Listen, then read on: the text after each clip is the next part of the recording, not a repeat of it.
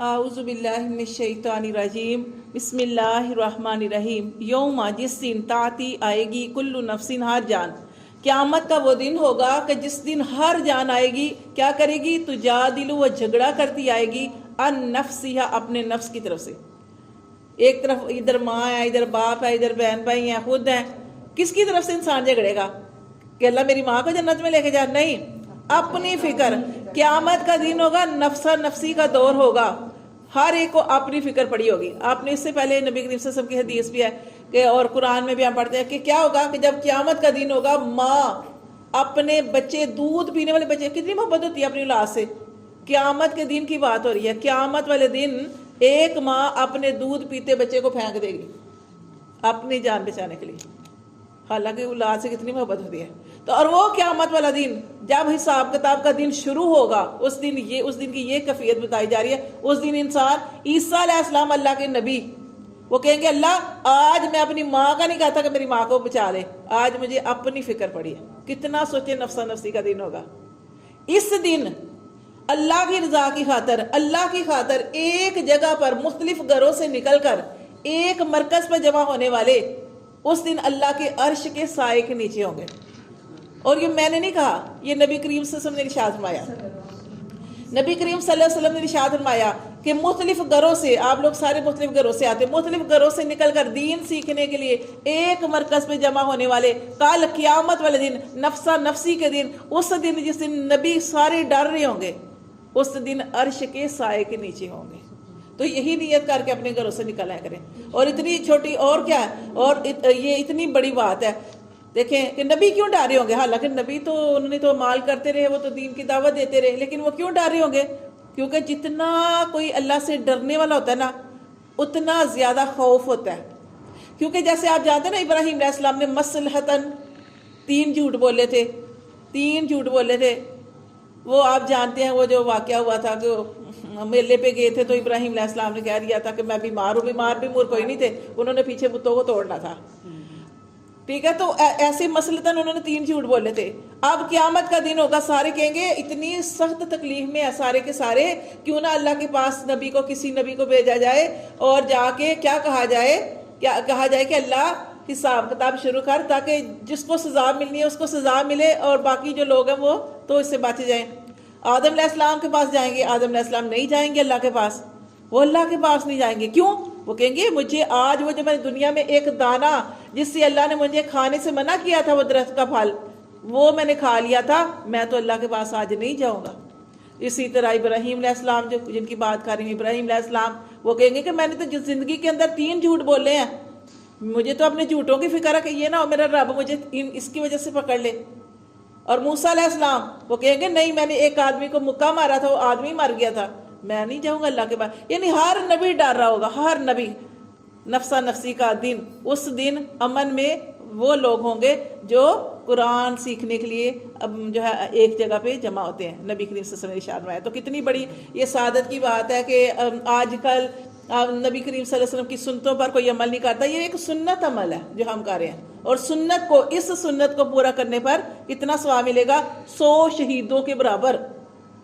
یہاں پہ آپ یقین کریں، گھر میں ہوتے ہیں نا، کام ہی نہیں ختم ہوتے، جیسے چھٹی کا دن آ گیا، اتوار کا دن، یقین کرو کرتے رہو کام، یہ کیا وہ کیا، ٹائم ہی نہیں ملتا، ایسے گزر جاتا ہے۔ یہ پتہ ہے کہ ہمیں ایک روٹین بنی ہوتی ہے کہ اب ہم نے یہ کام کر کے کلاس میں جانا ہے، وہ ہم آرام سے بیٹھیں گے، آرام سے بیٹھ کے اپنا، کتنی بڑی سعادت کی بات ہے، قرآن پڑھیں گے، سنت عمل کریں گے، 100 شہیدوں کے برابر ثواب ملے گا۔ اور صرف یہ نہیں، بلکہ جب ہم اپنے گھروں سے نکل کے آتے ہیں، نبی کریم صلی اللہ علیہ وسلم کی حدیث کا مفہوم ہے کہ جب کوئی علم سیکھنے کے لیے یا علم سکھانے کے لیے، دونوں کی ایک فضیلت ہے، میری بھی اور آپ کی بھی، جو علم سیکھنے اور سکھانے کے لیے اپنے گھر سے چل کے آتا ہے تو فرشتے اس کے قدموں کے تلے اپنے پار بچھاتے ہیں۔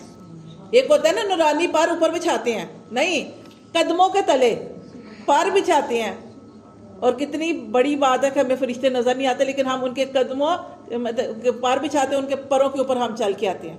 اور نبی کریم صلی اللہ علیہ وسلم نے ارشاد فرمایا کہ جب انسان علم حاصل کرنے کے لیے اپنے گھر سے نکلتا ہے، تو اس کے لیے زمین اور آسمان کی ہر چیز اس بندے کے لیے، اس عورت کے لیے، اس بچی کے لیے استغفار کرتی کہ اللہ کتنی خوش قسمت ہے کہ یہ اللہ تیرے رستے میں نکلی ہے۔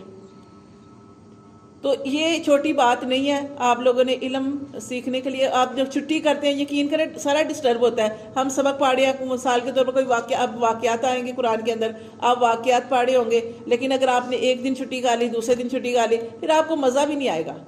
مزہ کب آتا ہے جب آپ پورا سپارہ پڑھے ہیں نا, روز تھوڑا تھوڑا ہم پڑھے ہیں, تو جب ہم اس کو پڑھتی ہیں تو پھر اگلے دن کیا پڑھے وہ ایک روٹین بنی ہوتی ہے, اور ہمارا دل کے اندر لذت, حلاوت. کئی لوگ کہتے ہیں نا کہ آپ کو قرآن پڑھتے ہیں کیا مزہ آنا ہے. قرآن کے اندر لذت ہے, حلاوت ہے, اتنا جوش اور ذوق سے ہم پڑھتے ہیں. تو یہ جب قرآن کو سمجھ کے پڑھنا اس کی بہت زیادہ فضیلت ہے. ٹھیک ہے نا. نبی کریم صلی اللہ علیہ وسلم نے ارشاد فرمایا, ایک عالم کو, عالم علم والا, ایک عالم کو عابد کے اوپر, عابد کون ہوتا ہے؟ عبادت کرنے والا. ایک بندہ ہے وہ راتوں کو بھی اٹھ کے اللہ کی عبادت کر رہا ہے, یہ عورت ہے یہ مرد ہے, اور صبح کو بھی اٹھ کے وہ نمازیں بھی پڑھ رہے ہیں, اور بھی نفل بھی, اور پتہ نہیں سارا دن عبادت میں.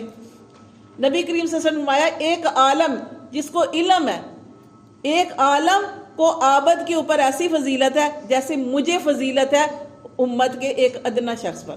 سوچے کتنی بڑی فضیلت ہے کہ آپ صلی اللہ علیہ وسلم اور امت کتنی بڑی فضیلت ہے. اسی طرح آپ نے فرمایا کہ جو عالم ہے اس کو بھی عابد کے اوپر ایسی فضیلت ہے. عابد ہر وقت عبادت کرنے والا. دیکھیں عبادت کرنے کی بڑی فضیلت ہے, کرنی چاہیے, لیکن سب سے بڑی چیز کیا ہے؟ علم سیکھنا. علم سیکھنا کہ اپنی زندگی کو ہم نے کیسے گزارنا ہے. ٹھیک ہے نا. تو یہ اس کی بہت زیادہ فضیلت ہے. یہ اللہ کی توفیق ہے کہ اللہ پاک نے ہمیں توفیق عطا فرمائی ہے. اللہ فرماتے ہیں وہ دن, قیامت کا دن, جس دن نفسی کا دن ہوگا, اس دن ہر جان تجادل عن نفسی, اپنے نفس کی طرف سے جھگڑے گی. اللہ میرا یہ مسئلہ ہو گیا تھا, اللہ مجھے یہ عذر تھا, اللہ مجھے معاف کر دے. یعنی اپنی طرف سے اللہ سے جھگڑا کرے گی. جھگڑا کیا ہوتا ہے؟ یعنی بات کرے گی اللہ تعالیٰ سے. اللہ سے کوئی جھگڑ تو نہیں سکتا نا. یا پھر اسی طرح جو ہم سورۃ ملک پڑھتے ہیں, تو اگر آپ کے اوپر یہ بھی ہو گیا کہ آپ جہنمی ہیں, تو یہ بھی جو سورۃ ملک ہے نا وہ آ جائے گی, سورۃ ملک آ جائے گی. اگر آپ زندگی میں ہر روز سورۃ ملک کو جو پڑھتے ہیں نبی کریم صلی اللہ علیہ وسلم کے سنت طریقے پہ, عشاء کے بعد آپ نے فرمایا سورۃ ملک پڑھیں, تو یہ قیامت والے دن جب آپ کے اوپر جہنم کا فیصلہ ہو جائے گا, یہ صورت آ جائے گی, وہ اللہ سے جھگڑا کرے گی. حدیث میں ہے نبی صلی اللہ علیہ وسلم نے آیا کہ یہ صورت جھگڑے گی, اللہ سے کہے گی اللہ یا مجھے قرآن سے نکال دے, یا اللہ اس شخص کی اس عورت کی بخشش کر دے. اللہ قرآن سے نہیں نکالے گا, اللہ تعالیٰ پھر اس سورۃ ملک کی سفارش قبول کریں گے اور وہ جنت میں چلے جائیں گے. لڑکی ہے, یہ مرد ہے, یہ عورت ہے, جو بھی ہے. تو کسی چیز کو جیسے سنت جو صورتیں نبی کریم صلی اللہ علیہ وسلم نے بتائی ہیں کہ آپ نے مغرب کے بعد کون سی صورت پڑھنی ہے؟ صورت واقعہ پڑھنی ہے. رزق میں بھی اضافہ ہوتا ہے. ٹھیک ہے. فقر و فاقہ آپ کے گھر سے تنگی دور ہوتی ہے. اور صورت ملک اور صورت سجدہ عشاء کی نماز کے بعد پڑھیں. یاسین صورت جب مرضی پڑھ لیں. بہترین یہ ہے کہ اپنے دن کا آغاز جب کرتے ہیں تو صورت یاسین بھی پڑھ لیا کریں. صورت رحمان کی اتنی زیادہ فضیلت ہے, قرآن مجید کا دل ہے. اور صورت بقرہ تھوڑی لمبی تو ہے, نہیں پڑھ سکتے تو اس کا وہ منزل پڑھ لیا کریں. منزل کے اندر اس کی تھوڑی جو آیات ہے نا وہ آپ پڑھ لیا کریں. تو یہ ان ساری چیزوں کا اہتمام کریں, اور ساتھ ساتھ قرآن سیکھنے کے لیے اپنے گھروں سے نکلیں اور چھٹی نہ کیا کریں. ٹھیک ہے. اللہ فرماتے ہیں قیامت کا دن ہوگا جس دن ہر جان جھگڑے گی اپنے نفس کی طرف سے. وَتَوَفَّى كُلُّ نَفْسٍ, اللہ فرماتے ہیں اللہ سب, جیسے قرآن میں اللہ فرماتے ہیں نا کہ ہم تمہارے ہر عمل کو دیکھ رہے ہیں, یہاں پہ بھی اللہ فرماتے ہیں وَتَوَفَّى, اور پورا دیا جائے گا كُلُّ نَفْسٍ, ہر جان کو, ما عملت, جو اس نے عمل کیے ہوں گے اس کو اس جان کو اس کا پورا بدلہ دیا جائے گا. وَهُمْ لَا يُظْلَمُونَ, اور اللہ فرماتے ہیں ہم کسی کے اوپر ظلم نہیں کریں گے, ظلم نہیں کیا جائے گا. پھر اللہ فرماتے ہیں وَضَرَبَ اللَّهُ مَثَلًا, اور اللہ بیان کرتا ہے مثال, قَرْيَةً, ایک بستی کی, کانت تھی, آمیناتن, امن والی, مطمئنہ, وہ مطمئن تھی یعنی سکون سے رہتی تھی. ایک ایسی بستی کی بات ہو رہی ہے, کون سی بستی ہے وہ؟ مکہ کی بستی. مکہ کی بستی. اللہ فرماتے ہیں کہ اللہ بیان کرتا ہے آپ کو ایک مثال ایک ایسی بستی کی. کون سی بستی؟ مکہ کی بستی تھی. وہ امن اور سکون والی, مطمئنہ, مطمئن یعنی آرام سے وہاں کے لوگ رہتے تھے, سکون سے. یا تیہا, آتا تھا اس کے پاس, رزقھا, اس کا رزق. آج کل بھی آ رہا ہے, حاجی جاتے ہیں, عمرہ کرنے جاتے ہیں. یہ اللہ نے کھولا ہوا ہے نا, حضرت ابراہیم علیہ السلام کی دعا ہے کہ انہوں نے کہا تھا نا کہ اللہ میری اولاد کو یہاں پہ جو بھی رہے ان کو رزق دینا, پھل دینا. تو یہ ان کی بھی دعا بھی ہے. تو اس سے پہلے بھی دیکھیں، اس سے پہلے اللہ پاک نے شروع سے جب سے زمین آسمان بنایا ہے، مکہ کی جو جگہ رکھی ہے، شروع سے اپنا گھر بنایا تھا. تو اللہ فرماتے ہیں کہ جو مکہ کی جو بستی تھی وہاں پہ وہ لوگ جو تھے وہ مطمئن رہتے تھے، آتا تھا ان کے پاس رزق. راغدن کا کیا مطلب ہے؟ کھلا.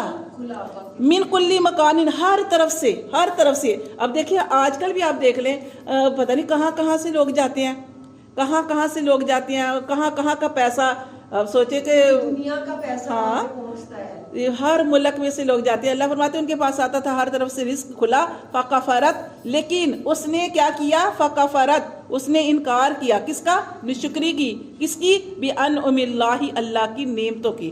اور سب سے بڑی نعمت کی نشکری کی. اور نعمت وہ کیا تھی؟ نبی کریم صلی اللہ علیہ وسلم کی نعمت. انہوں نے نبی کریم صلی اللہ علیہ وسلم کو مکہ سے ہی نکال دیا. اللہ کے نبی ہیں لیکن ان کو کیا کیا؟ مکہ سے نکال دیا. اللہ فرماتے ہیں فَأَزَاقَهَا اللَّهُ، یہ اس کے بعد، یہ نبی کریم صلی اللہ علیہ وسلم نے جب ہجرت کی، یعنی جب انہوں نے نکالا، اس کے بعد اللہ فرماتے ہیں فَأَزَاقَهَا اللَّهُ، پھر ہم نے ان کو چکھایا لباس جو، بو کا لباس. ایک لباس وہ ہوتا ہے جو ہم پہنتے ہیں، جو ہم نے پہنا ہوا لباس. ایک لباس وہ جو اس کو بھی لباس ہے کیونکہ وہ بھی ہماری ضرورت ہے، کھانا پینا بھی ہماری ضرورت ہے. اللہ فرماتے ہیں جب انہوں نے نبی کریم صلی اللہ علیہ وسلم کی انکار کر دیا، اس نعمت کو نہیں پہچانا، اس نعمت کو نبی کریم صلی اللہ علیہ وسلم کو مکہ سے نکال دیا، تو اللہ فرماتے ہیں پھر ہم نے ان کو بھوک کا لباس دیا. والخوفی، اور ان کے اوپر خوف نازل کر دیا. بما کانوا یصنعون، اس وجہ سے کہ جو وہ کرتے رہے.